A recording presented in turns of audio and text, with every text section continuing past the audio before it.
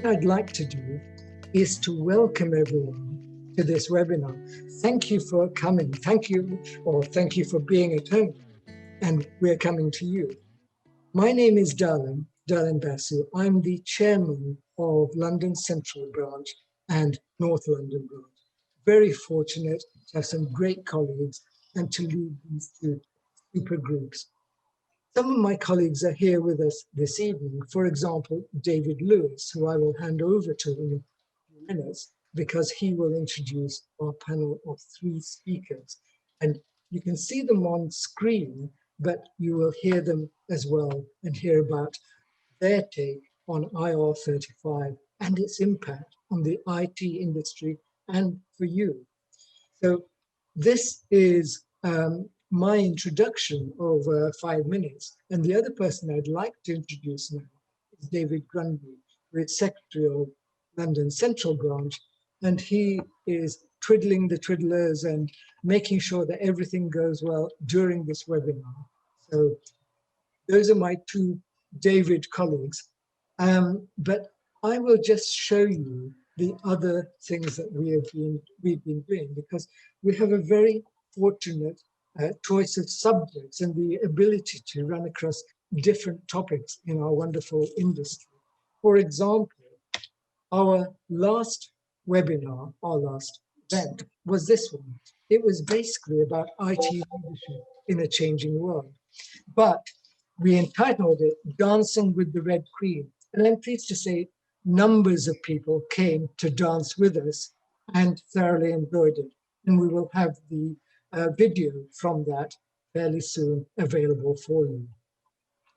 Meanwhile, as you can see, leading IT is a challenge. And so, of course, are webinars. Now, if you have any questions or any problems to do with this webinar, please enter that question as a text message in the chat function. If you have questions for our presenters this evening, please enter those in the Q&A function, and my 2 colleagues will pick those up and we'll make sure that the panelists this evening get to see those questions. Our panelists, I call them, but our great presenters, our great experts, Dave, Marie, and how could I forget, Chris, are waiting here. But I'm not the one who needs to tell you about them. Unfortunately, my colleague, David Lewis. My job is simply to tell you that our next webinar is the following, on the 24th of March. And this should be really interesting as well. IT projects, your projects, and how you can align them with the UN sustainability goals, which have been defined for helping us to get through the 2020s. There are 17 goals, and 10 of them are enabled by or sufficient or substantially helped by IT. And you can help us to get there and benefit the world. So some of the topics then. Tom Gill, our presenter, is very much a guru who has written numerous books. He has been a high-level consultant and presenter for many, many years, decades to be exact. And so I'm very pleased to be welcoming him on the 24th of March. Then on the 7th of April, we have somebody who's going to do a reality check with us, by which I mean he's going to be talking about virtual reality and augmented reality. What are those about? Well, they're a lot more than just looking through glasses. They are actually gaining some very big traction, very good traction in industry and business. And Jeremy Dalton, who's the head of AR and VR at PwC, will be telling us a lot more about that. He's written a book, that's the one you can see on screen there, and he'll be telling us, as it says on the book cover, how immersive technologies like AR and VR can transform your business. So that's a reality check we're very much looking forward to. Let's do one for tonight and come back to the reality we have tonight, which is that IR35 is a topic which is actually affecting most of us who are on this call this evening. And we've got three great presenters, and I've got a great colleague, David Lewis, who will introduce the presenters to you. So with that, that's me, Dallin Bassett, signing off and hoping you really enjoy this webinar. See you later. Thanks, Dallin. Thank you very much for that introduction. Welcome to our audience and indeed to our speakers. IR35 is not something new. It's been around since 2000 when the Inland Revenue introduced the legislation, and the initial emphasis was very much on contractor compliance.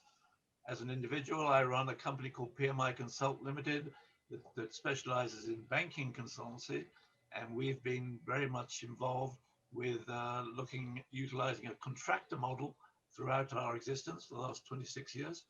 And therefore, for us, IR35 is a real issue. And it's not just for us, because the legislation was then amended so that it no longer really became just a contractor responsibility, but it now becomes an employer responsibility, especially for anybody who's running a large or a medium-sized organization.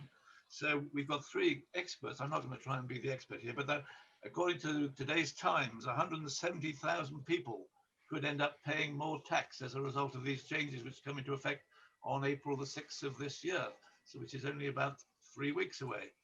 And 60,000 small or medium and large organizations will be affected. 20,000 recruitment agencies. So if you're in the recruitment business, this is a big headache potentially for you. And they reckon that the government will raise an extra £3.1 billion of taxation through the introduction of these new regulations. That remains to be seen, of course, at a time when the government is eager for new revenues at the end of our pandemic. Maybe not the best time to introduce it, just as we all come out of a pandemic, but we've got some great speakers. So let me introduce the first of them. Our guest tonight is Dave Chaplin. David is the CEO and co-founder and founder of a contracting authority, contractor calculator, and a tax compliance firm, IR35 Shield. He describes himself as an IR35 addict, and that his expertise is called into the courts, both as a legal advisor and now he had turned it into a commercial enterprise. So, Dave, I would very much like to ask you if you would like to start the ball rolling. We'll then move on to Marie and come back to Chris. Three different speakers, and I'll introduce them each in turn. But over to you, Dave Chaplin. Would you like to start our event this evening? Sure. Thank you, David. It's very kind of you, and thank you to the BCS for inviting me this evening to speak. I was very interested to see you've got Tom Gilb as a speaker on the 24th. I met Tom Gilb about 20 years ago when I was heavily involved in extreme programming, because I used to run teams of banks using extreme programming to build online banks. He's all about testing, and I'm still obsessed with testing 20 years later, and everything we do is very much test first, but that's the geeky bit. Let's talk about IR35. So everyone has a real treat actually going to meet Tom Gilb. So on to the geeky bit about IR35. My confession will last for about, of being an addict, will last for about 20 minutes. I've got 13 slides, and it's more of an introduction really, and to show you where lots of the financial impact will be. In terms of the impact, HMRC did say in their impact statement the other day that 180,000 people would potentially be inside IR35. So the times are a little bit off there. In terms of the money they raise, no one will ever know whether it's worked or not. We sent so many FOIs and had conversations with the OBR just to get inside of the metrics around how they would measure it. And the reality is they just don't have that level of granularity. So we're likely to see everybody claim success, but without any substance behind it. And we'll never really know that's the case. Right, so I've been involved in IR35 for 20 years. And like Tom, well, I haven't written as many books as Tom Gilb, but I've written 2 on IR35. There's one of them. I was an IT contractor myself for 7 years in the City of London, finished doing that in 2004. And I'd set up my first website in 1999 when the internet just started. Crikey, this makes me sound old. It was all about IR35 then. And that website just grew into this thing that I now have as contractor calculator so many years, 20 years later. So I've consulted with the Treasury on IR35 and with HMRC. I say consulted, I sort of turn up, say what I have to say, and then they just do whatever they want. That's how that works. I've been in the press. Many times I get quoted on matters to do with IR35. I have helped defend contractors in tax tribunals on IR35 matters. We won the last IT case that was successful in tribunal was Route Consulting. We won that and it was released in October 2019. It's going to upper tribunal later this year. I'm helping some presenters at the moment defend their IR35 status. So, and when I'm not helping other people defend status, I watch other tax tribunals where other people are helping other people defend status. So yeah, I'm rather obsessed with this whole topic, really. And it makes me a fabulous person to speak to if I'm at a party. Right, I'm going to talk about why the government are doing this, a bit of terminology, changes between the old and the new, the financial impact, assessments and the whole reasonable care thing, sharing the status determination statements and liability and what they're actually trying to do and what might really happen and how things are panning out, disputes, and then a bit of best practice, and then I'll just tell you a bit about what IR35 Shield does. Okay, so why are they doing this? The answer is to get more money. It's that simple. When you look at the amount of tax that's collected in the transaction when a salaried employee is hired, and you look at the amount of money at stake, including the taxes that employer pays, and you compare that slice of pie with how much they take when a contractor is hired, the slice of pie is less. And this is all about taking a larger piece of the pie, and the bit of the pie that's mainly missing, which is responsible for 82% of the perceived tax loss in that kind of transaction, is due to secondary class 1 national insurance contributions, commonly known as employers' NI. So that's what it's all about. They don't like the fact, well, I guess they don't mind, but everyone's moving to self-employment, gig working and everything. There's not so many employees, so the amount of money they're taking is less. There's a hole in the Treasury bucket. So rather than maybe increase taxes elsewhere, which they can't do because they have this triple lock, they have to try and tell everybody, really, you're an employee, so give us some more money. That's what's going on. They tried this 20 years ago. It failed terribly. No one really listened. The estimates that the government have that a third of the contractors should be paying taxes under IR35 I think is probably about right. If you look at the most recent impact statement, they think that's more like 42% of the ones we have now. They said that 90% of contractors that should have been paying the taxes weren't. I think that figure's far too low. I would say it's probably closer to all of them. I don't know many people who have paid taxes being inside IR35. So we find ourselves in this situation where no one's ever been paying that extra tax, which is mainly employers' NI. It's never been priced in. I guess you could say everybody in the market has been complicit in this, but someone now has to pick up this new bill. Bit of terminology just to set the scene before I go into a little bit more technical stuff.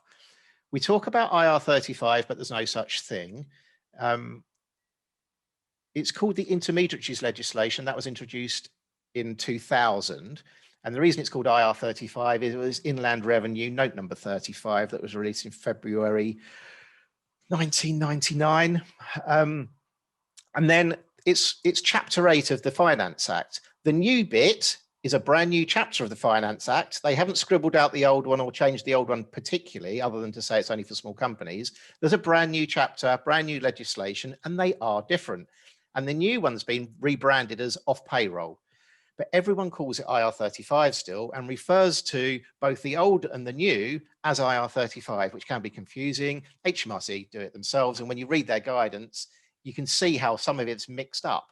And that doesn't really help everybody. So we should either be referring to Chapter 8, Chapter 10, or IR35 or off payroll. Now, it's all about, as I'm sure most of the audience know, about trying to see whether somebody is a deemed employee. This is somebody who, if it wasn't for the interposition of a limited company, and you examined the relationship and how they work, not what they do, but how they work, that they would be considered an employee when you look at the status factors and you imply the rules around employment status. And those rules are in the case law. It's common law. It's everything that's been made in the decisions that have come out of the courts. There's nothing in statute that says what an employee is, unlike worker status, which is an employee status, that is in statute. And that was what was central to the whole Uber case, that there was the backdrop of the statute. Whereas for IR35 and in tax, you just have you're either self-employed or you're employed. There's no worker status. So don't worry too much about the Uber case. In a way, I think that might help us. So we talk about, is someone caught by this legislation? We might want to ask what their IR35 status is. And we either say they're inside IR35, we might say it applies, they're within, they're caught by, failed. Don't see failed used much these days. It's all, you're either inside IR35, in which case pay your money, or you're outside IR35, carry on as you have done for the last 20 years. So the pain point is where someone is found inside IR35 and under the new Chapter 8 off payroll legislation. That's where it's going to be a problem, because there are considerable differences between the old and the new. First one is, who does the assessment? Under the old system, the contractor did an assessment, didn't they? Yes, every year for 20 years. Everyone's been doing those. Under the new one, Chapter 10, the client does the assessments. Now, oddly, under the old system, makes sense, the contractor would do their work and then they would do an assessment after the events have taken place and they know what happens. They knew what the contract says. They knew what the working arrangements were. And they knew what happened during the currency of that contract. And then they could judge, well, was I inside or outside? Now, under the new legislation, we all have to go and find some plutonium and a DeLorean and a bolt of lightning and guess what's going to happen over the next 12 months to see whether someone's inside or outside IR35. Doesn't sound actually as bad as that, because most of the time you can probably tell by looking at the actual contract itself, assuming it aligns with the true arrangement, and working it out that way. There are nuances based around whether someone's in business on their own account, but I won't go into that now. Right, tax liability under the old system, all these contractors paying tons of extra tax for 20 years, weren't they? Under the new one, the fee payer has to pay the money. So that will either be the client or an agency if there's an agency in the chain. But here's the big one. Under the old system, the contractor was responsible for paying both sets of national insurance contributions. So the amount of money they were paid, you had to reverse out the employer's NI, which gave you, which left you with a salary, employment income, as everyone would know. If someone's paid 50K a year or it's advertised as 50K a year, that is employment income. So from that, you pay your income tax and your NICs, your employees' NICs. Now, under the new system, the amount of money that is paid to the contractor is called the deemed direct payment. I always get it the wrong way around. It might be direct deemed payment. But that amount of money itself that's paid to the contractor is employment income, which means the fee payer needs to pay the employer's NI on top. You can't take employer's NI out of employment income, because that is a breach of the Social Security and Contributions Benefit Act, Schedule 1(3)(a). So you can't do that. So this is going to cause everybody a problem.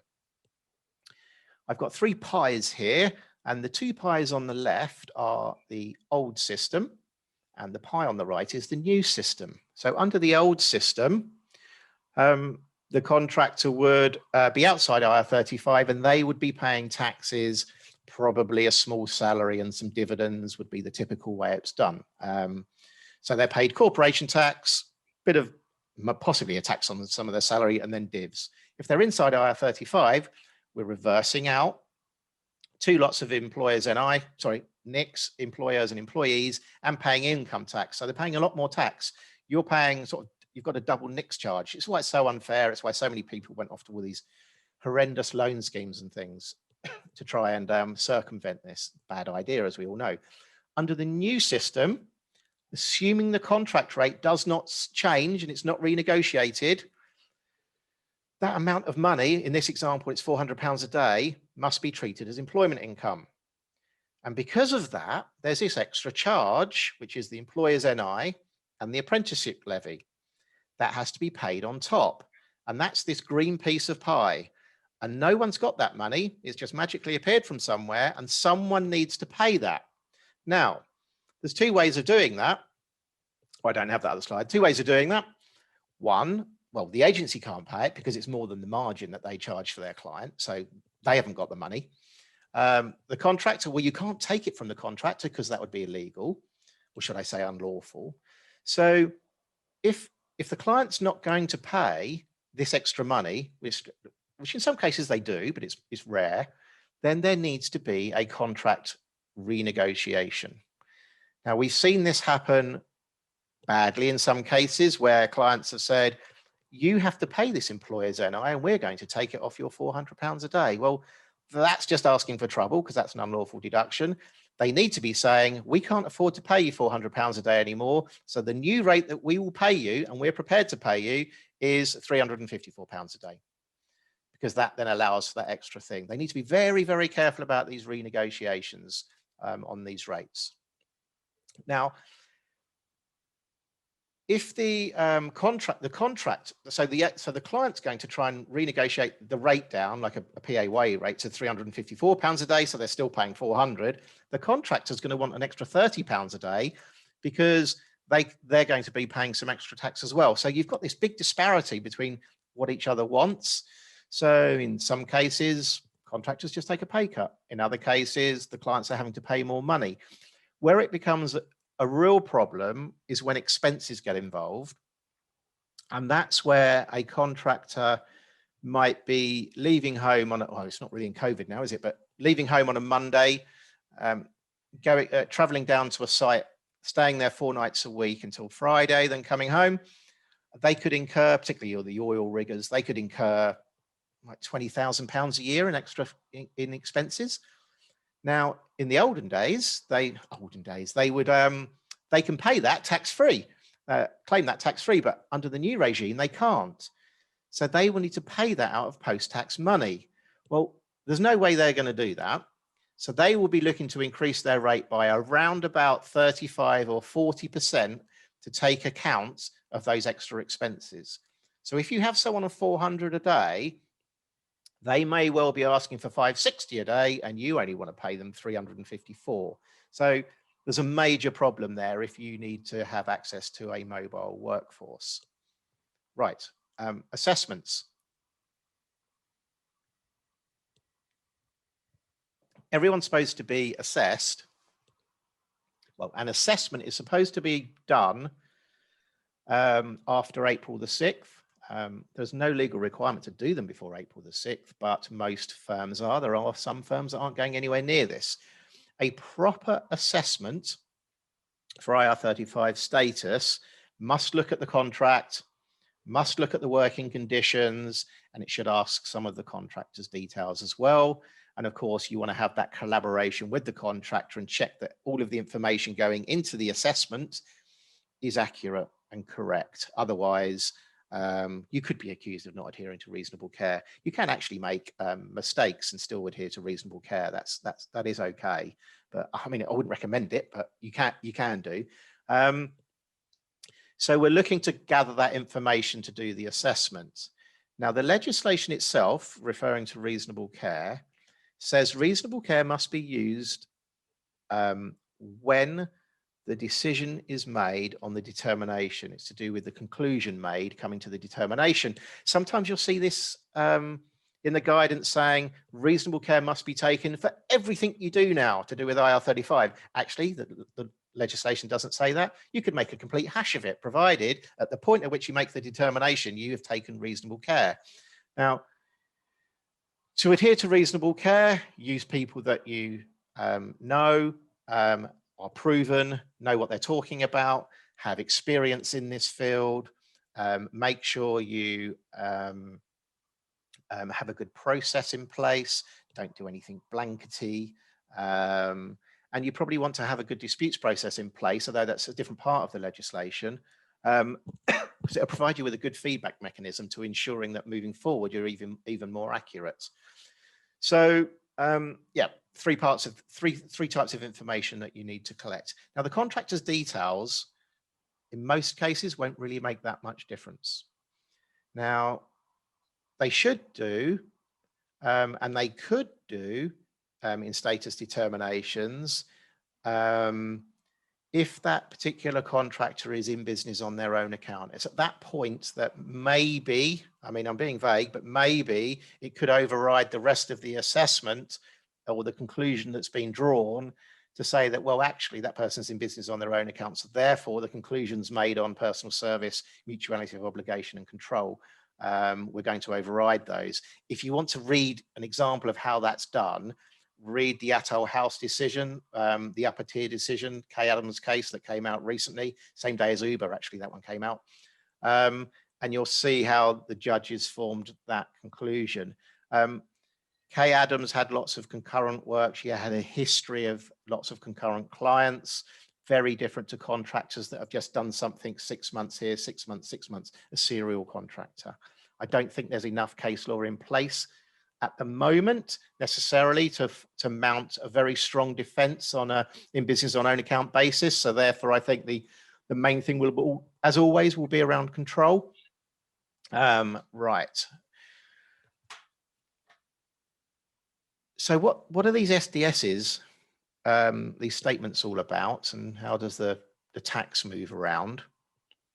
The whole point of these is to produce a behavioral effect. And that behavioral effect is two things. One, give the contractors a chance so that if they've been told they're inside, then they should be able to dispute that, and give them a chance of trying to get fair tax treatment. That's one reason. And we'll come on to those disputes. The second reason is to make sure everyone pays up and pays the tax correctly.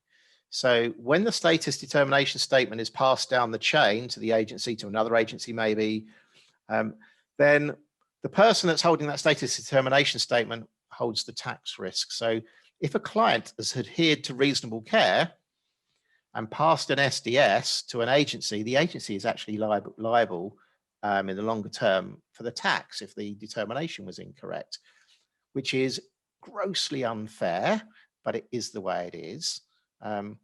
If the client has used reasonable care, I think it's highly unlikely that they might have got it wrong. I think it's highly unlikely that HMRC would even bother to take them to tribunal. I can't see how HMRC would win a case against all of the parties who are all standing up in court telling the same story, and the contracts tell the same story. I don't think they would bother. I think they've got other fish to fry, lower fruit to pick, and all our various other metaphors to go after. So I think provided you do things accurately, you should be okay. I don't see the risk as being particularly massive on this, but I say that because I defend status all day long. Right. So it's about producing that behavioral effect. Interestingly, a status determination statement that says that if someone is outside IR35 does not have to be passed down the chain. It's only the ones that are inside that have to be. So whilst some think that all of the status determination statements need to be given out, they don't necessarily, but we are actually seeing that happen. A client could decide to do no status determination statements whatsoever, just say to the agency, pay them all gross, please. And it's just entirely up to them what happens. You know, they may decide to take the risk. They might decide to just get a barrister's opinion on the way they operate and decide that that's enough for them. That might work. For typical contractors, though, 3, 6 months, a year, SDS is the way everyone's doing it.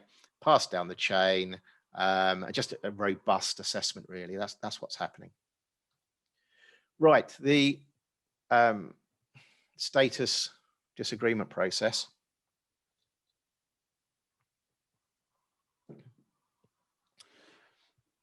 Well, David. the status disagreement process, a bit like my late grandma, had no teeth. It's rather pointless, but because it's essentially clients marking their own homework and they're unlikely to actually decide to do something different.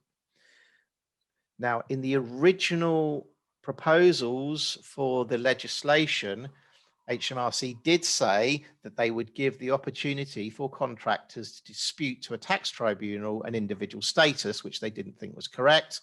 That just disappeared. It didn't happen. They've come up with this, which is clients have to take into account any disputes contractors make. So here's the general idea. The client produces an SDS, a worker who's got one that says outside IR35 is hardly going to dispute that. So let's assume it's inside. And then they then say to the clients, I disagree with that, and here's some reasons why. Representations, they're called. And then the client must respond in 45 days. And then if they say, well, no, sorry, we disagree, and here's our reasons why, that's pretty much the end of it. Or they might decide to change their mind. Oddly, a contractor can raise more than one dispute and can keep making disputes all the way through the contract. However, what we are seeing is that most agencies and clients will do all of this before the contractor starts. Otherwise, they end up with a massive mess afterwards if there's still disputes going on. So, and I would say to contractors as well, make sure you know what the status is and you've done your dispute before you start the work, because it's just not practical. No one's going to change their mind. It's just people aren't going to be paid via PSCs on an inside basis, not after Uber. I can't see that happening. It'll be agency payroll or umbrella or fixed term contract. So the reality is with these, they're worth doing because if a client gets lots of these, they might get the message actually that their process isn't very good, and maybe they need to improve on their process because they're getting the answer wrong a lot of the time. So you certainly should dispute if you can, although don't expect much to happen. It will typically be a case of, well, do you want the job or not? But if clients start seeing that they're losing out on hiring contractors because they're sending out too many inside determinations, then they might think that maybe there's something wrong with their process. It could be that everybody is inside IR35 in their firm. If that is the case, I'm not sure why they're even bothering with this. They should just hire everyone on payroll anyway and just make a company decision. Lots of the banks have done that just because they don't want to take the risk. So yeah, there's not much to this disagreement process. I don't think we'll be seeing disagreements after April. I think it would be a case that something's advertised as either inside or outside. We'll just see transitional disputes over April. Right. Last slide. Right. Blanket bans. Don't know what you're talking about. Not seen any of those. Right, lots of those going on everywhere. The Treasury line is, what did Jesse Norman say to me? I've seen no evidence of blanket bans, he said. So I said, here you go, here's a list. And he still maintains it. But a firm can make a decision that it doesn't want to hire contractors using PSCs. It's a commercial decision for them. They can do that if they want to. It's the one of least risk. It's just going to cost them lots of money to do so because they won't be able to attract contractors because they'll be at the back of the queue. So it's just a blanket ban on PSCs. They can't do blanket determinations across the whole workforce. That's not reasonable care. And if they did that, then that's just going to turn into a massive mess because they would get disputes saying, you could dispute an SDS and say reasonable care has not been met, and therefore, Mr. Agency, you have to pay me gross because you're not the fee payer. And that is just asking for a mess. So if you're an agency, you certainly don't want clients to be doing that at all. That puts you in a really tricky situation. Umbrellas, absolutely fine. Not for everyone. Some people want to be on payroll. There's benefits. I'm sure Chris will talk about that later. So just decide what you want to do. There should be, I don't want to steal your thunder, Chris, key information documents and illustrations and things, but Chris will talk about those later. Just what rates, just watch out for any mis-selling on rates. Make sure you know if you're inside IR35, what that rate actually does mean to you in your pocket and what the deductions are going to be. Again, key information document on that. Insurance, you can't, this is a question that we've had recently. And contractors say, well, I'm with a client, I'm outside at the moment, I'm outside IR35 or I'm operating outside IR35. The client has said I'm inside IR35. Can I get some insurance to cover me for the previous stuff? Well, the answer is maybe. If you were inside IR35, you can't buy an insurance policy and insure yourself against deliberate non-payment of tax. I mean, it'd be great, wouldn't it, if we could all do that? But that doesn't work. If you haven't paid your tax, that's tax evasion, and HMRC can go back 20 years. So if you've been told you were inside and someone's given you an opinion that you were inside IR35 and you've done nothing about that, you haven't taken a third-party opinion and come to another opinion on yourself that you're outside, you are in the zone of willfulness, and HMRC can chase you for 20 years. So if you are inside IR35, pay your tax is what you should be doing on that. Don't think you can just buy an insurance policy and an underwriter will pay your tax bill. It doesn't work like that. Right, appeals, which is the status disputes, try to get a feel as to whether the client will even engage with them. If you are going to do them, make sure you know what you're doing and try to structure them a little bit like how they're judged in court. So come up with your facts, come up with the law, apply the law to the facts to come to a decision and make your appeal around that basis, rather than saying things like, yes, but I've got a laptop and I bring in a pencil. I mean, you know, there's lots of frivolous attempts by contractors who don't really understand what they're talking about. So make sure you know what you're talking about. Don't necessarily expect clients to listen, and try and ascertain up front, because a good dispute would probably cost you 500 quid to get a lawyer to do it for you. So just do them properly, but don't expect too much to happen. Number 6, and is the most important one, make sure you know what you're talking about, really. Read books about the topic so that you are well informed. And number 7, I can't believe I'm saying this on the 10th of March, act now, don't leave it to the last minute. And that's me. Right, IR35 Shield is a product we've been building now for, well, 10 years when we first built our first status algorithm. This one's been going for 4 years. We've got products for contractors, helps you do determinations. We've got products for businesses to help them do terminations, manages workflow, risk, bells and whistles and everything.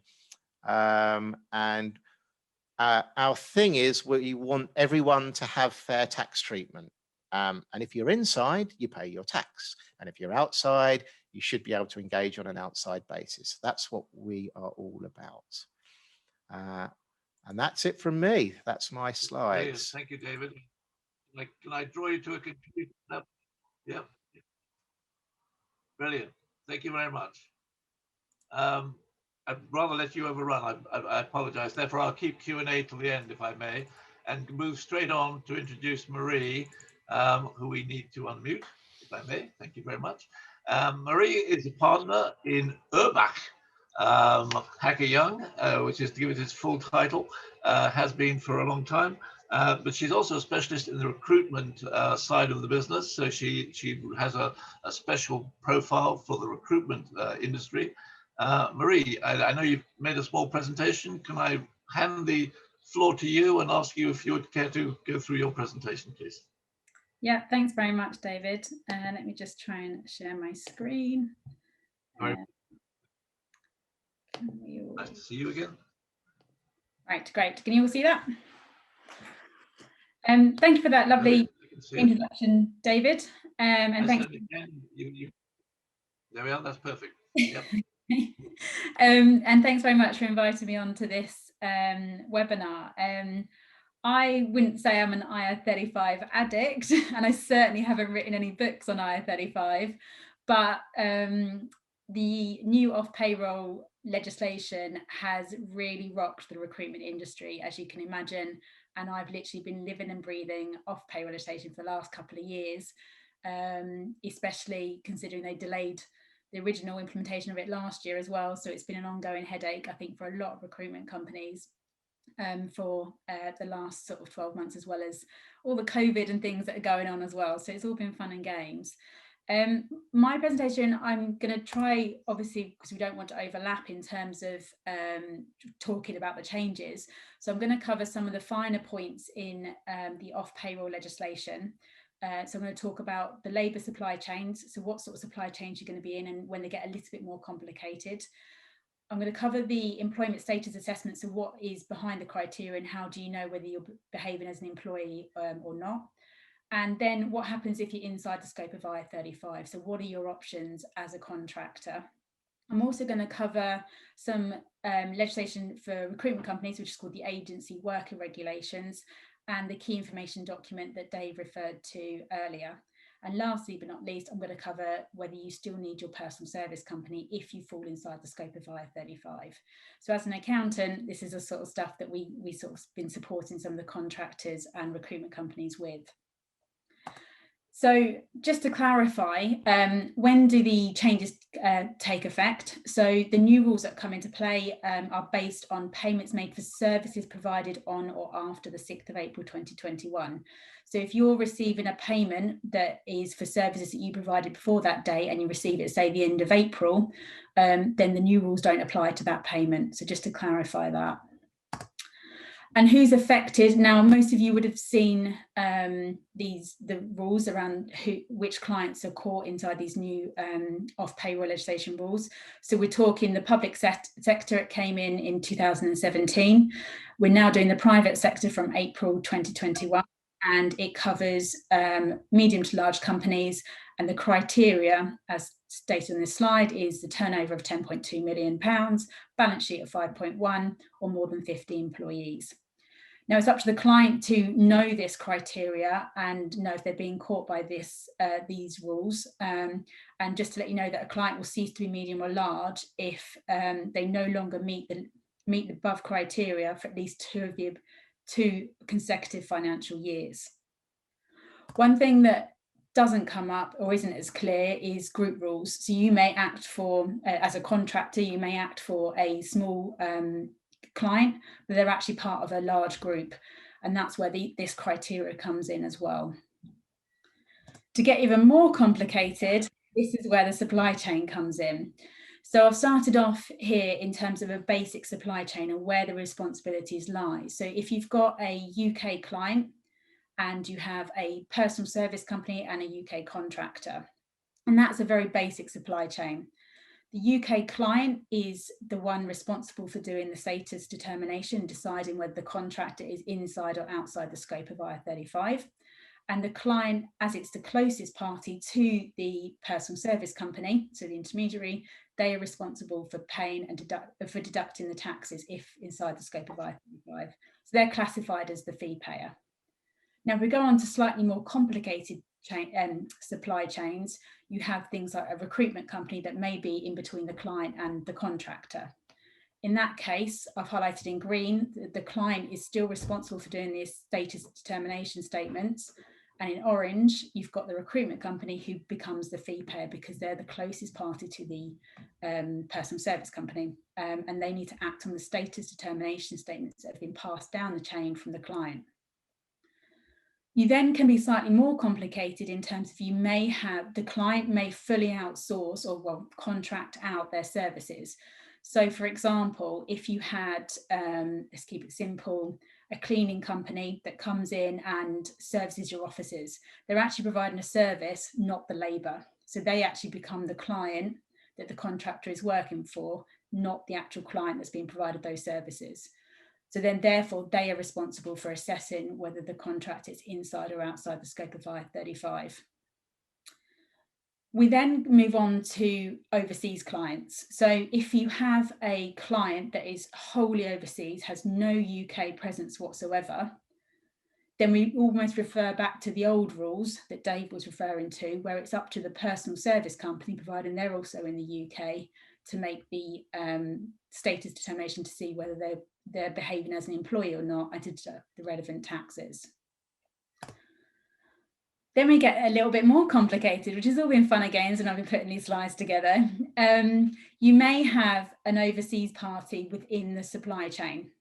And if that's the case, depending on, assuming either party outside that overseas person is in the UK, it's up to the client to then actually pass down and over to the personal service company the status determination statement.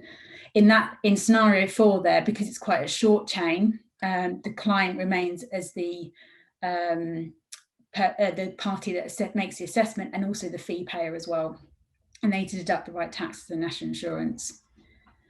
Now, if you have scenario 5 here, you've got an overseas personal service company, an overseas contractor, and they're acting overseas. Actually, to be fair, it does say UK clients. That's probably a little bit incorrect there. If this contractor is actually overseas and they're subject to taxes in that country, then IR35, the off-payroll legislation, is not applicable at all here, because they're in a whole nother tax jurisdiction. Scenario 6, we've got an overseas contractor that works in the UK. Again, it's similar supply chain as it was further on. So in the previous slide, the UK client makes the assessment, and the UK recruitment company, if there is a recruitment company in the chain, becomes the fee payer. And finally, if you've got an overseas client and an overseas contractor, but a UK, I don't even know how this scenario would ever happen, to be honest, but it then reverts back to the old rules there. So I think we'll be sharing copies of these slides. So if you want to digest them in a little bit more detail, then I'll be happy to send a copy, or if the guys will send it after this webinar. I'm not sure what's happening with that. So going back to the employment status, what sits behind the test? There's generally 4 areas. There's control, so what is being done, how is it being done, and when is it being done? You have substitution, so do you have a right to send a substitute in to do the work that you're being carried out, the contractor is carrying out? Mutuality of obligation, so does the client have to provide work, and does the contractor have to accept the work that's being provided? And risk and reward, so who bears the risk and reward of the task being completed? So does the contractor have to make sure, correct the work that they've done if they do it incorrectly, or does the client have to do that? And these all sit behind the General Employment Status Determination test. So HMRC have actually got a tool called the CESS tool, which I'm sure a lot of you have heard about. There's questions about whether it's any good or not. I think we've all got our own opinions about that. But this is what sits behind that tool.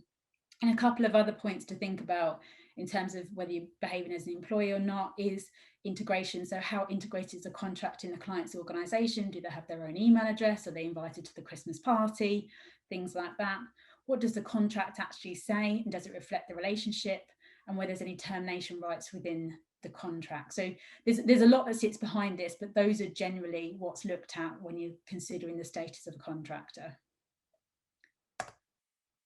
So options for a contractor. So should a contractor fall inside the scope of IR35, so considered a deemed employee, they tend to have 3 options.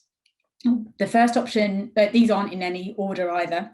The first option on that slide is an umbrella company, which I think Chris is going to talk about next after me.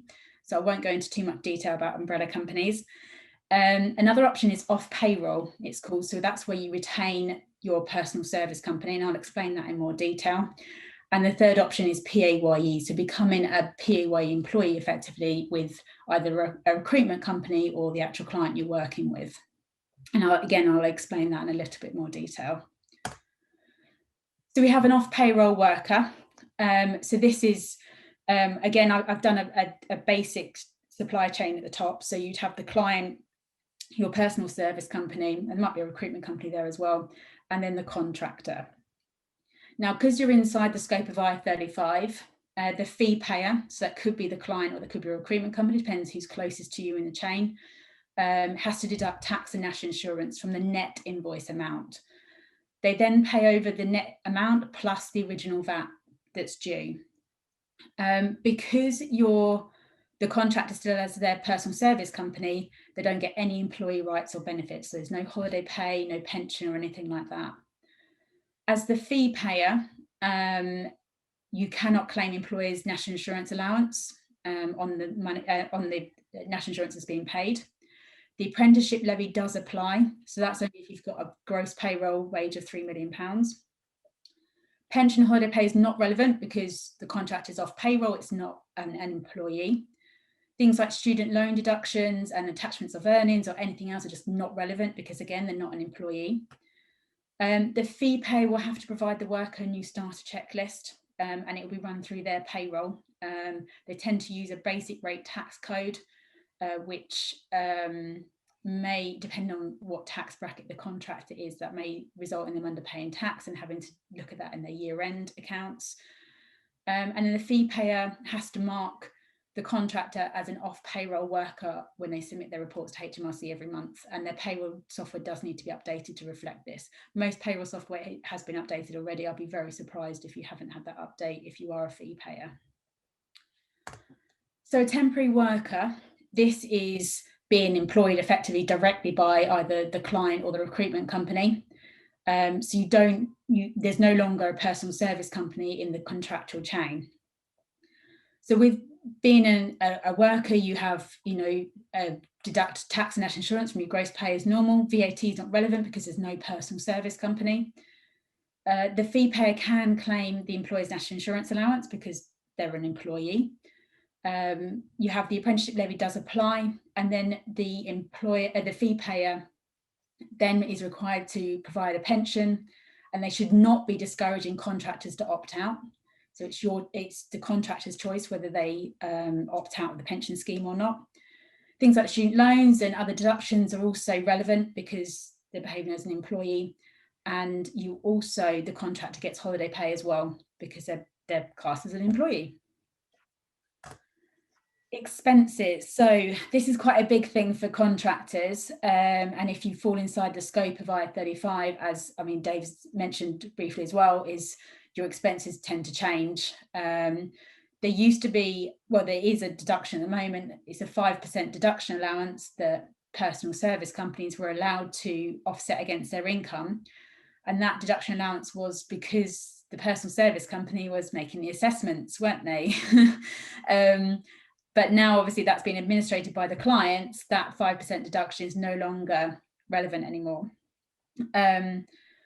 We also, it depends on the nature of the employment contract as well, to whether you can deduct any other expenses from your pay. But I think generally, in nature, most expenses that you can't, things like travel and things like that are generally outside the scope of what you're doing as you're considered as an employee if you're inside the scope of IR35. Agency worker regulations. So this is bespoke for recruitment companies, and if you do become an employee of a recruitment company, then you get day one rights. So with the client, you're allowed access to collective facilities, and you should be provided information relating to vacancies that the client has. Once you've been 12 weeks in the same job, so it doesn't mean working 12 weeks full time, you could be working 3 hours a week, but once you've been in 12 consecutive weeks in the same job, then you do get access to things like making sure that your key elements of your pay is equivalent to someone who's fully employed within the business. And the same with your holiday as well, that your annual leave, those are the two big things really, that your annual leave is equivalent to a full-time employee, an employee of the business directly. And the key information document, again, this is relating to agencies, and if a contractor is to engage with a recruitment company, then before they sign any terms and conditions with the recruitment company, they should be provided with a key information document. And this rule came into effect from the 6th of April 2020. I'll be honest, considering where the world was in April 2020, I imagine this rule may have gone under the radar a little bit with some recruitment companies. But the purpose of the legislation is to make it fully transparent with the contractor and the recruitment company in terms of pay, really. So who's paying the contractor, what's the rate of pay, what are all the deductions, and it should be very, very clear and laid out. And it also, if the assignment is engaging with an umbrella company or with the recruitment company directly, you should be able to see the different options of what the deductions are. I think, oh, last but not least, so I've done a kind of sort of, I don't know what you call this, a question flow for whether you still need your personal service company, should you be inside the scope of IR35.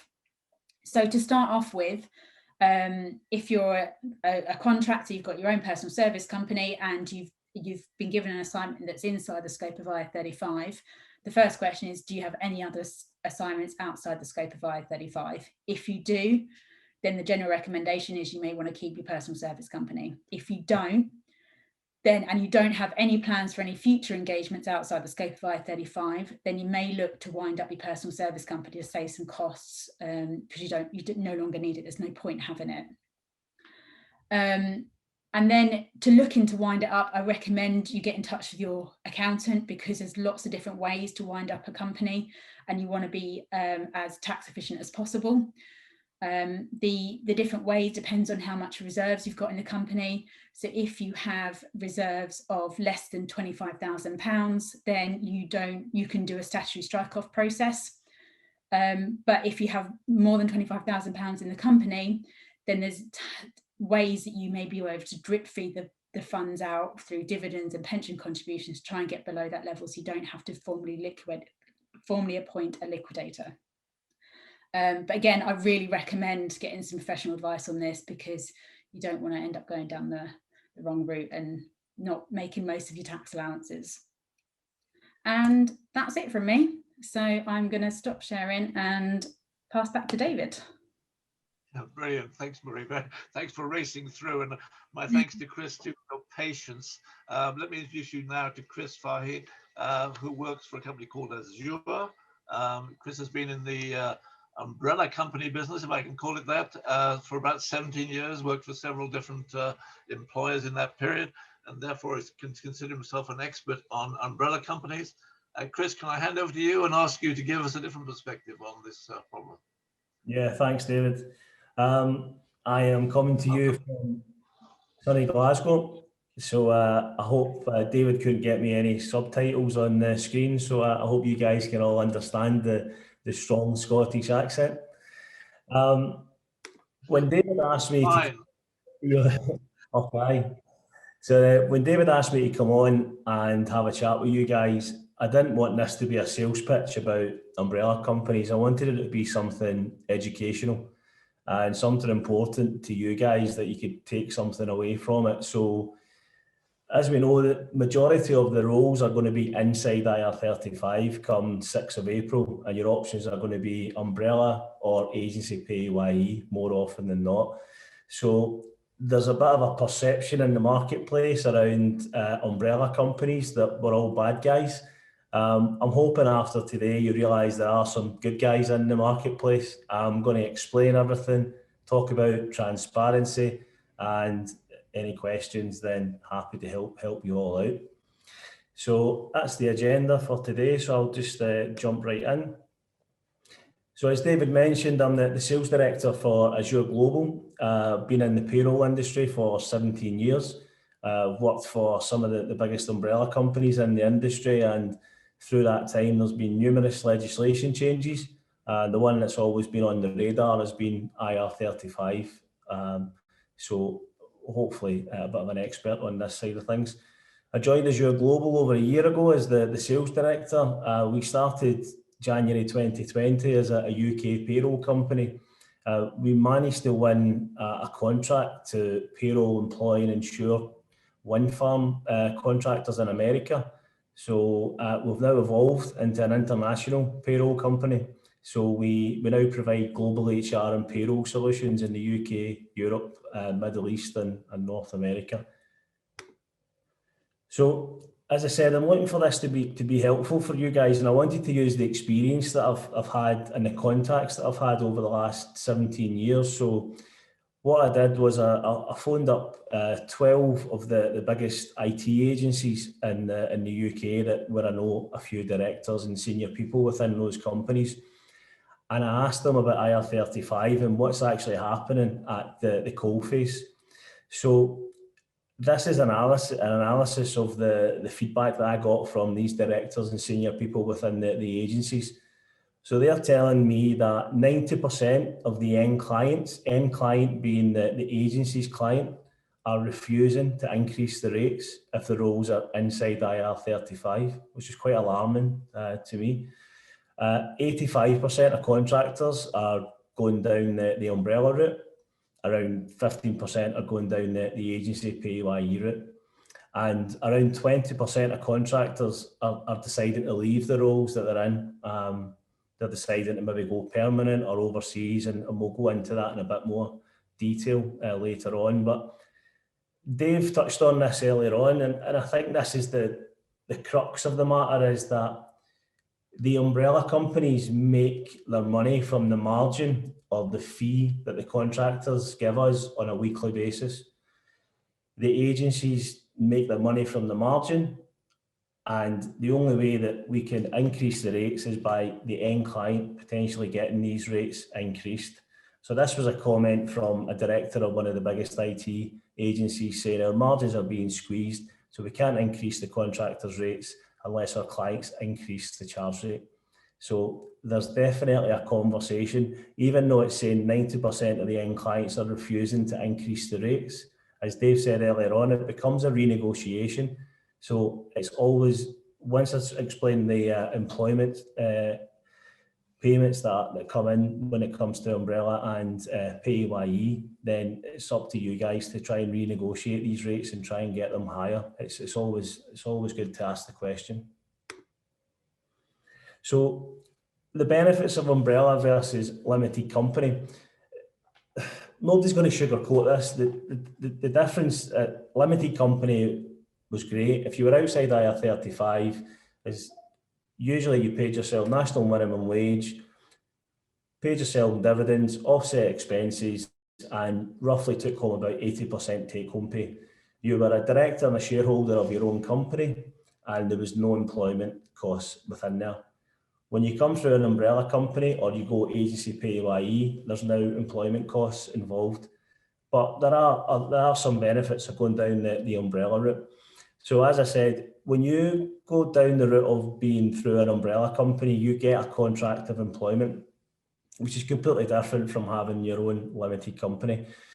So when you get a contract of employment, you've got the same employment rights as a permanent employee.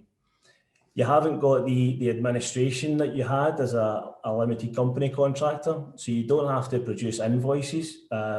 We do that on your behalf.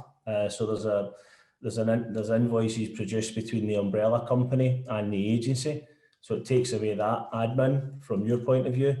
You don't have to do end of year accounts. As I said, we're the employer. The umbrella company is the employer, so we pay your tax as your employer as you're going along. And because you don't have to produce the end of year accounts, you don't have the cost of an accountant. So there's a saving to be made there. And as I said, you guys, you get employment rights if you come through an umbrella company, which you wouldn't get through your own limited company. When you're a limited company contractor, you have to pay out for insurances. When you come through an umbrella company, you get that contract of employment, but as part of that, you also, when your weekly margin, that covers your insurances as well. So Azure, for example, we give every contractor £20 million worth of insurances. So it's £10 million employer's liability, £5 million public liability, £5 million professional indemnity. So if that was your own limited company, that would be an additional cost that you would have to pay on a yearly basis that you don't have to pay through an umbrella company. Also, something that contractors are not aware of, because you've got this contract of employment through an umbrella company, if you work in a contract role for 12 months, and then you go and work in another contract role for 6 months, and then another one for 18 months, and another one for 6 months, If you use the same umbrella company for all those roles, it's seen as one employer, and that's seen as continuous employment, which is good for your credit rating, and it's good for contractors getting loans and probably more importantly, mortgages. So high street banks, they don't understand the contractor marketplace, and they're not really helpful when it comes to contractors getting mortgages. So coming through an umbrella company and having that continuous employment is good for you to get mortgages. So part of our group, we've realised this is an opportunity to help the contractors. So we've set up a business called Red Arc Financial, and that specialises in contractors getting mortgages. So something to bear in mind. Umbrella companies, quite a lot of them offer employee benefits. One of the things that we offer is called Dragon Perks, where we've teamed up with 4,000 different businesses to give the contractors discounts. So, for example, they'll get 10% off at Asda, and that includes their fuel. They'll get 10% off at Nike. They get discounts at restaurants and bars whenever we can go out and about. They get free virtual gym sessions, free credit ratings, free eye tests. So it's just something to add value to the contractors. And if you use these benefits and you use these discounts, this can be used to pay your weekly fee or your weekly margin that it costs for you to work through an umbrella company. And on average, a contractor, if they're using these discounts, they would save themselves around £150 a month. So an average umbrella rate is probably around about £20 a week. So if you're using your employee benefits through your umbrella company, then that can pay your weekly fee. It can help cover your weekly fee and a bit extra. So this is us, we're jumping right into this is the sort of the nitty gritty here. So I go into these IT contractor forums, and I hear a lot of noise around umbrella companies that we keep the holiday pay, we keep the employment benefits, we keep all this different money. The only way that an umbrella company makes money is through the weekly fee and the weekly margin that the contractor gives us. So this example here, quite often I get agencies phoning me up asking me to work out an umbrella rate. So this is just to give you an example of how you make up an umbrella rate, and just to tell you all the breakdown and all the different parts of it. So we're basing this on a base rate of £350. So the £350, you would probably call that the agency PAYE rate. So if we were talking about the two different payroll examples, you've got agency PAYE or umbrella. If you were agency PAYE, in this example here, your rate of pay would be £350, and the agency would have to keep aside your holiday pay. They would have to pay your employer's NI to HMRC, pay the apprentice levy, and pay your pension. Now, if we're looking at calculating an umbrella rate, the umbrella rate, I'm jumping ahead a bit here, but the umbrella rate becomes £448.72 per day. So the take-home pay for an umbrella contractor is based on £448.72, would be the exact same as an agency PAYE contractor on £350 per day. The only difference is that we ask the agency to add in the employment costs to the day rate or the hourly rate. And if the agency was paying you guys PAYE, then they keep that aside and they pay HMRC, or they keep that holiday pot. So just to go through the calculations here, the 350 base rate over 5 days is £1,750. We then add on, we work out the holiday pay, which is the £1,750 times 12.07%. Umbrella contractors are entitled to 28 days holiday a year, so that works out at 12.07%.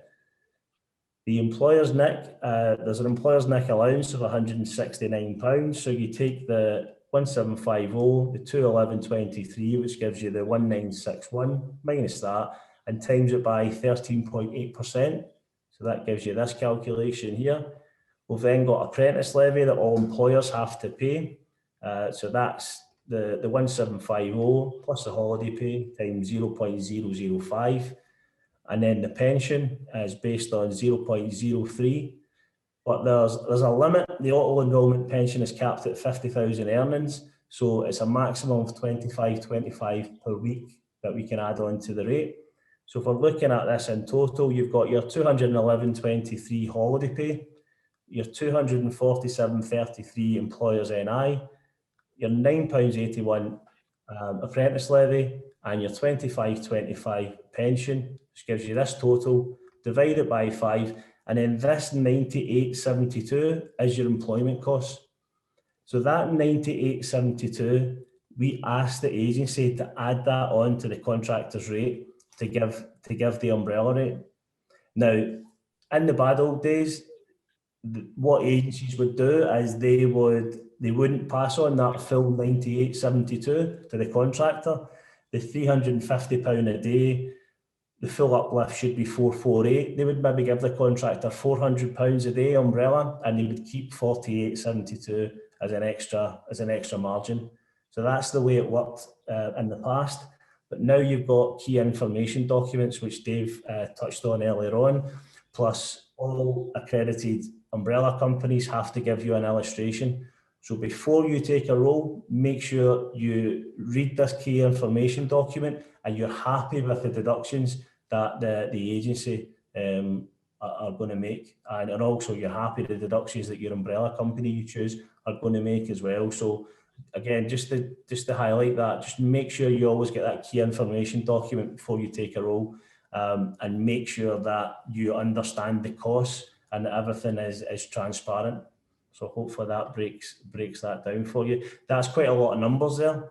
So if you want at any stage after this for me to have a chat with you about it, then I'm more than happy to do that. So as I said, we're not going to sugarcoat this. There's more take-home pay. If you're outside IR35, limited company, the take-home pay is more than it is umbrella. The difference on £280 a day is £253.36, on 320 a day, £314.12, 360 a day, £409.57. Now, something to just bear in mind there, just what I touched on earlier on, you don't have accountant's cost when you come through an umbrella company. You do have your weekly fee, your weekly margin, but it's not as much as an accountant. You don't have the cost of insurances, and also you can utilise the employee benefits part. So in our scenario, it's Dragon Perks. So I'm not saying that will make up the 253.36, but it'll eat into it, and it'll take that down slightly.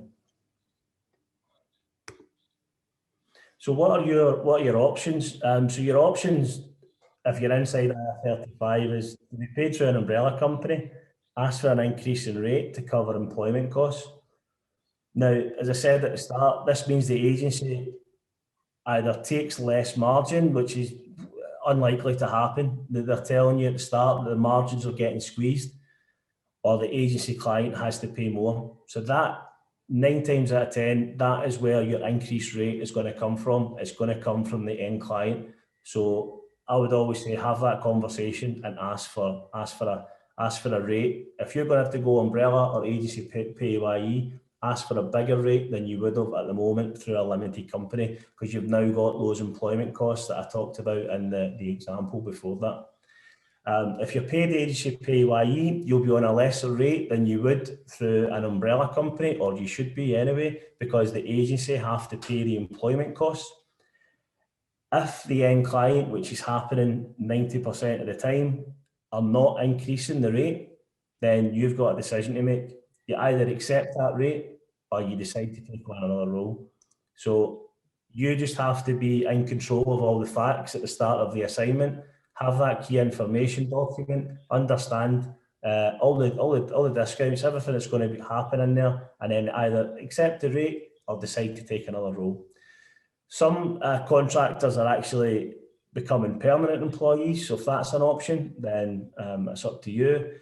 But we're also finding more and more contractors are now looking at roles overseas. So as I said, as part of our business, we can payroll, employ and insure contractors, and one of the big markets for us is the US just now. So we're finding more and more contractors are looking to move to America to take on roles, and it's renewable energy and life science are the two big sectors over there. So we've got an agency in Newcastle who's placing wind farm engineers building wind farms across America. We've got an agency in Manchester that are placing scientists into Pfizer across America, and they don't actually have to have offices in America. We can payroll, employ and insure them in every state across America. So it might, and we're not only dealing with agencies, we're actually finding contractors contacting us and asking us about roles that are in Poland, Canada, America, Dubai. So we can help with that as well. If you're deciding you've had enough of the UK tax system and you want to move overseas, then we're more than happy to help with that. So in summary, decide how you're going to be paid. Is it going to be PAYE? Is it going to be umbrella? Are you going to leave? Are you going to be permanent? Decide what you're going to do. Agree your rate. Understand your rate from the start and understand all the deductions, and now understand the employment costs and choose a compliant umbrella. If you are going to choose an umbrella, choose either a professional passport or an FCSA accredited umbrella, because those are the two industry bodies in the umbrella industry. And if anyone's interested in joining Azure, then we're doing a 2 weeks free and just quote BCS webinar.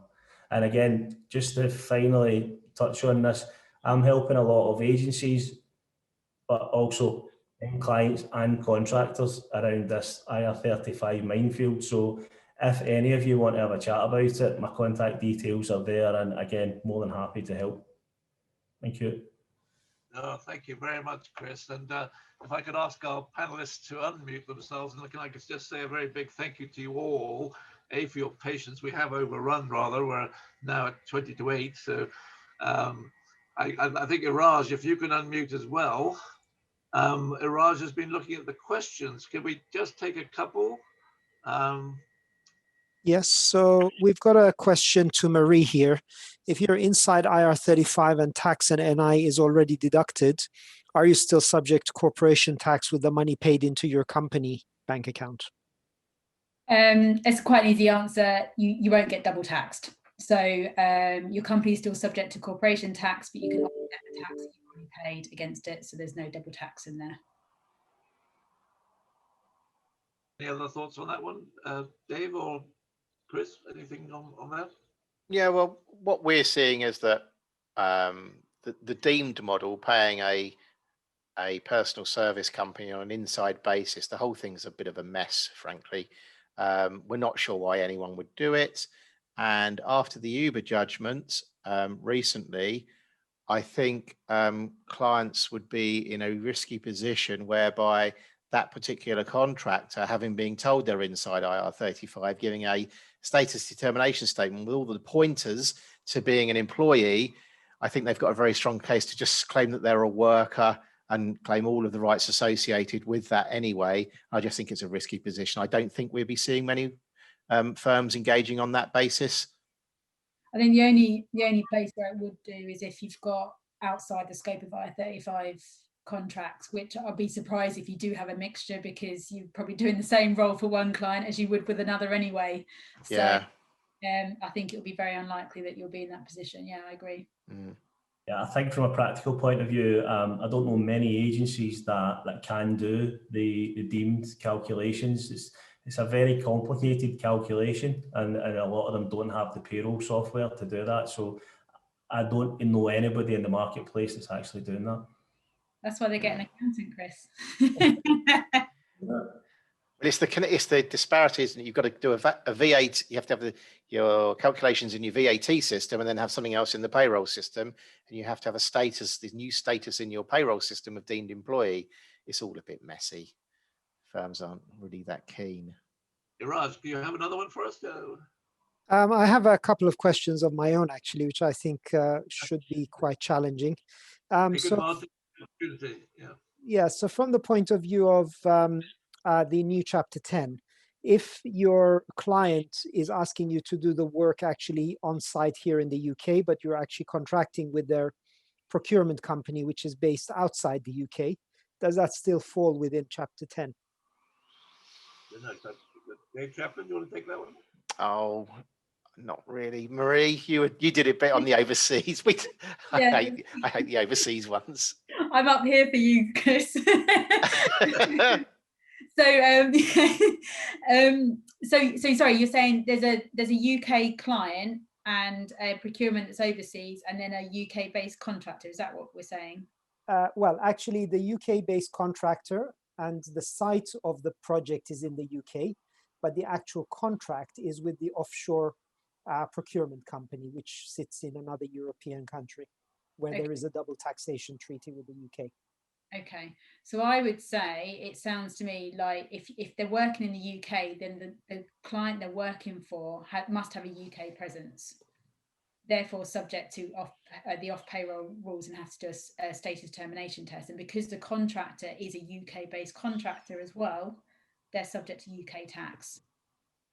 So what happens is you've almost got to the client that's receiving the services is almost got to sort of jump over the procurement agency that's engaging with them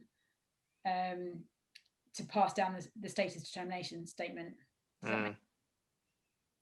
Okay, and another question around statement of work-based contracts. So where you've got contracts that are based on deliverables, you mentioned earlier the concept of risk, who bears the risk on a contract. Is that sufficient to keep somebody outside of IR35?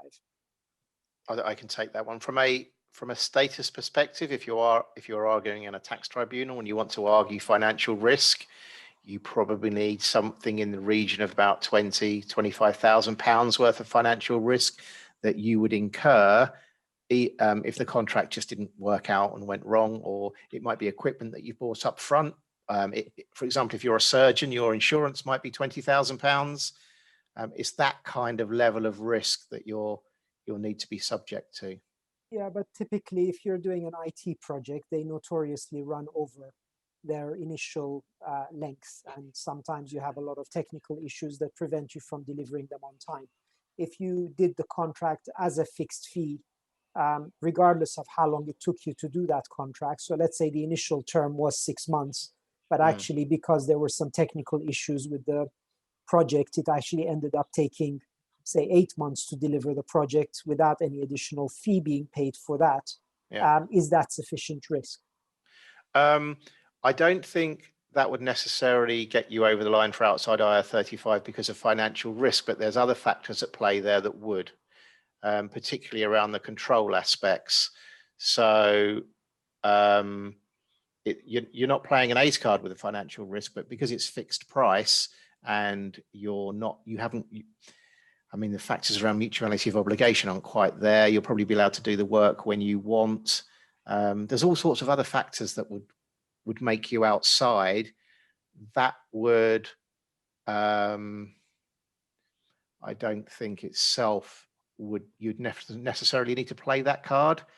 That comes in at the third stage of the status test, which is based on ready mixed concrete framework. Financial risk does, and that's a negation. If you after the first two stages you've come to the conclusion that someone is actually an employee, the third stage involves financial risk, where you can say, well, actually, I may have come to the wrong conclusion, and that's when that card effectively gets played. It's not up front, but I don't think you'd get to that stage, because I think based on financial risk, you're doing fixed price work, there's a scope of deliverables. I think that itself would make you outside. Okay. We do have two other questions from other attendees on the call. So we've got one question that says, are there any figures on how much VAT and corporation tax will be lost by the change to off-payroll? No one knows this. Very generic, isn't it? Yeah. We just don't know. Yeah. No. Okay, No. and another question to Chris. So Chris, you chose professional passport for your accreditation. Why not FCSA? Contractor spoke to today says his recruitment company is saying he has to choose someone FCSA accredited and never mentioned professional passport. Yeah, the reason we chose professional passport over FCSA was that professional passport actually backs the accreditation up with an insurance policy when FCSA doesn't. There was also another reason is it was quicker to actually get through the audit than it was the FCSA. It took us 6 months and it was a very, very intense audit process, but FCSA usually takes 12 to 18 months. So we are going to go for FCSA, so there isn't anything anything against the FCSA. It's just that professional passport was the one that took 6 months, and we think we can go for that first. We are finding quite a lot of clients, in particular banks, are asking for FCSA accredited umbrella companies. And that isn't anything to do with FCSA being more compliant with professional passport. It's just that FCSA have managed to do a good sales pitch to all the banks and all these end clients to make sure that that's the industry accreditation. But I think professional passport's slowly catching up FCSA, and now there's 2 industry leading bodies. So nothing against the FCSA, both are 2 fantastic bodies in the marketplace. Yeah. There are some areas of the professional passport accreditation tests that are more robust than FCSA, but I'm not going to go into details. It's around holiday pay. They're much better on holiday pay. Now, very nearly 5 to 8. I think we really ought to be calling this a day. Can I just thank our presenters again on behalf of the BCS Central London and North London branch. I'm also the treasurer of BCS Embrace, which is a group put together to try and bring diversity in both gender and race to the IT industry. So I would encourage anybody listening to re-register your preferences to say that you wish to support BCS Embrace in the future. But for tonight, IR35, it's here. It's the 6th of April. You need to do something. Our panelists will look at your questions if it hasn't been asked tonight, and we will get an answer to you if we can, if we have your contact details. I do hope you've all enjoyed it. I hope you've all got benefit from it, and you will act on the advice. And can I just thank everyone again, and we look forward to seeing you at a future BCS event. Thank you very much indeed.